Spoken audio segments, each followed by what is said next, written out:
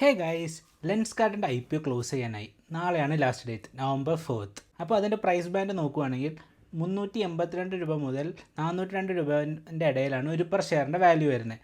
അപ്പോൾ ഏറെക്കുറെ നമുക്ക് ഒരു ലോട്ടിൽ 15,000 രൂപ 15,000 റുപ്പീസിൻ്റെ അടുത്താണ് വരുന്നത് നമുക്ക് ഒരു ലോട്ടിൻ്റെ വാല്യൂ. അപ്പോൾ മാർക്കറ്റ് ബസ് സജസ്റ്റ് ചെയ്യുന്ന അതിൻ്റെ GMP ഗ്രേ മാർക്കറ്റ് പ്രീമിയം എന്ന് പറയുന്നത് ഹൈ ആണ്. ലൈക്ക് 21% മുകളിലാണ് GMP വാല്യൂ ഇപ്പോൾ കാണിക്കുന്നത്. അപ്പോൾ അതൊരു ഹൈ ലിസ്റ്റിംഗ് ആവാനുള്ള ചാൻസ് കാണുന്നുണ്ട്. പക്ഷേ വൈ ദിസ് മച്ച് ബസ്?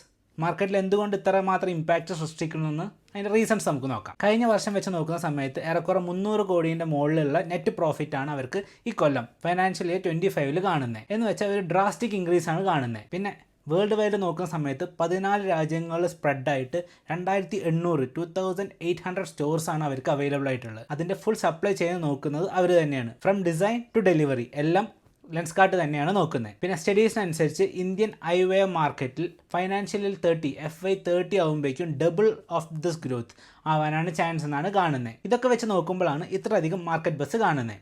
അപ്പോൾ IPOയുടെ ലാസ്റ്റ് ഡേറ്റ് വരുന്നത് നാളെയാണ്. അപ്പോൾ ഈ IPO നെക്സ്റ്റ് ഒരു ബിഗ് ലിസ്റ്റിംഗ് ആവുമോ അതോ നമ്മുടെ വാല്യുവേഷനൊക്കെ ഓവർ ഹൈപ്ഡ് ആണോ എന്ന് കമൻറ്റ് ചെയ്യും. സിയാ.